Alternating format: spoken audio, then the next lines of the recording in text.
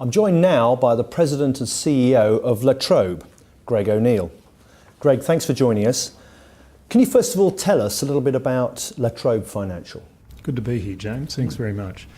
We started our Australian operations in 1952. We're a credit specialist funds manager operating in Asia Pacific. We've had $10 billion of funds under management on behalf of retail and institutional investors, and we operate through 3 principal offices in Sydney, Shanghai and Melbourne. My second question is, what trends or themes are you seeing important to your current investment approach? Our investment approach is a very disciplined approach, as you would expect. And essentially investors are telling us 2 themes are important to them at the moment. The first one is the hunt for yield. With global interest rates being very, very low, investors are looking for a better rate of return on their current investments, whether it be dividends or just income yields. The second theme that we're finding, James, is that investors are very much looking for less complexity in their investment assets. And that means essentially finding areas of lower volatility around the world and more stable growth. I think investors are highly prizing capital preservation over the next 2 to 3 years. How does Trobe Financial cope with the downside risk in the global economy? One of the hardest things to do as an investor on behalf of others is actually to protect capital loss and also to make sure you choose the right assets. And a very important rampart in that line of defence has always been and will always be diversification. So that's key for us, has been for many players, and it's been proven over a great many number of years to work. For us, that means choosing economies where, as I said earlier, the growth rate is strong and volatility is lower. So for us at Trobe Financial, we think Asia and Australia particularly, and Australasia broadly, is a very important part of global investments. Now, we've heard certain things, but is there a housing bubble in Australia? Our view on balance is no, but let me add some colour to that for you. Australia has a residential housing market approximately of 1.4 trillion Australian dollars. So it's a substantial market in its own right. Our population, notwithstanding our land mass, is only 23.5 million people, and we're growing our population base by roughly 400,000 new citizens a year. That includes net migration of about 320,000 and natural births of about 100,000. Now, when you know those numbers and then you look at the number of new dwellings that we're only building in the order of 180,000 to 200,000 new homes each year against new population of 400,000. So we have what's typically referred to as a structural long-term housing stock shortage. And that's different from a housing bubble. It leads to the same outcome, which is higher prices, and regrettably, like here in the UK and in many parts of the world now, a great portion of the younger population who are first home buyers are finding it increasingly difficult to get their foot on the first step of the ladder of home ownership. But it's certainly not a housing bubble. Apart from Australia, you have a significant presence in China. What made you choose China over other markets like the United States or even the United Kingdom? Well, Australia is a long way away for many people. It didn't get the nomenclature of being down under for any reason. But our geography is shared in the region with China. We share a very similar time zone. And just the sheer size of the market, the population and the growth in the economy warranted our engagement.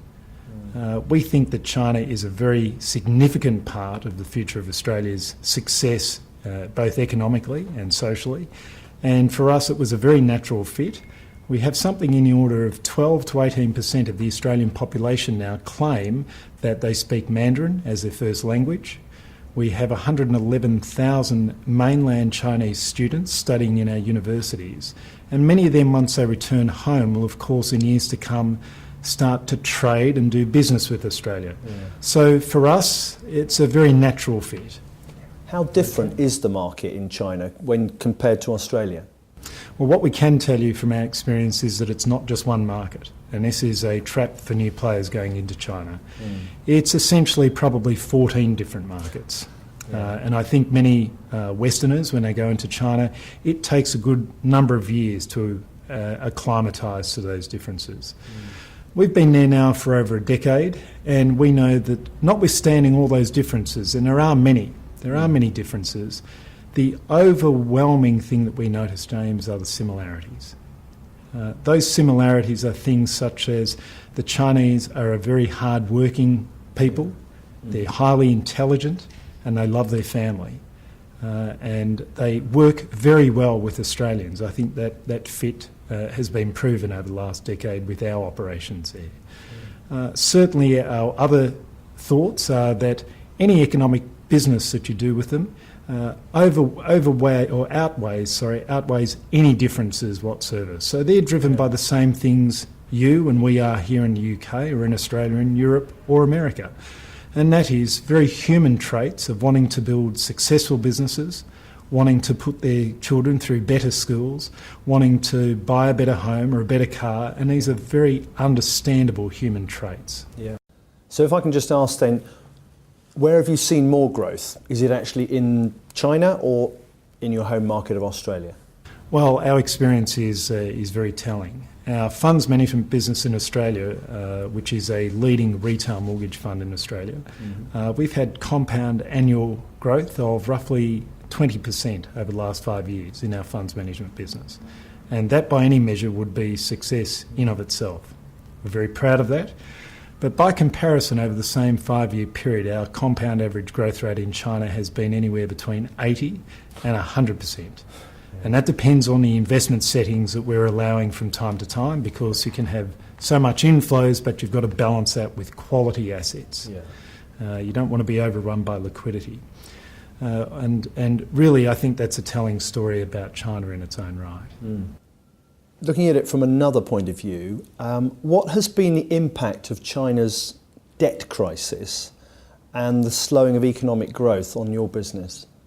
Well, firstly, I think as China moves from an agrarian economy to an industrial economy, which is where they're transitioning now, and in the next decade or 15 years where they move from an industrial economy to a technological-based economy, there will be periods of moderation of their growth. The central government in Beijing accept that as a natural maturation of the economy. So there will be breathing periods. So the current downturn, and there is a slight downturn again at the moment, its principal impact on Australia is in 3 areas. The first one is the prices that we receive as a country for some of our mineral exports, mainly coal and iron ore, to name a few. But to put that into perspective, James, we've got to remember that the mining industry in Australia is anywhere between 15 and 18% of the country's GDP. Yeah. It's not the whole economy. No. We're not just a quarry, we do actually produce other things, which is a good thing for our country. Secondly, it creates a lot of downward pressure on the Australian dollar, which is also healthy for our exporters, our farmers and our other exporters. But overridingly, from our special vantage point of being a funds management business, it's had to date very little impact on fund flows, as I said. Now, we've discussed China a lot and we've discussed your home country of Australia, but is there another country that you would like to be present in, and if so, why? Well, as we expand slowly our international footprint, we have put our toe into China. We only have one office in Shanghai. There's a lot more to do there. I think you'll find it will expand slowly into other Asian countries as well, such as Malaysia and Singapore. They're very well-known markets to us, and again, time zone geography. We're here researching in London at the moment counterparties with a view to having a limited product offering in the UK mid-next year at this time. But I think our overriding focus will be one of serving with distinction our existing retail and institutional investors, and we're remaining very focused on doing that job well. Yeah. So then, so best to concentrate on what you do best and then gradually expand without overstretching. Yeah, I think the success story is about, for any business, sticking to your knitting. Yeah. You can't be all things to all people. And we take the view that investing is not like Olympic diving. You don't get extra points for degree of difficulty. So it's an approach of keep it simple. Greg O'Neill, President of Trobe Financial, thank you very much indeed for joining us. Thank you so much. Pleasure. Thank you.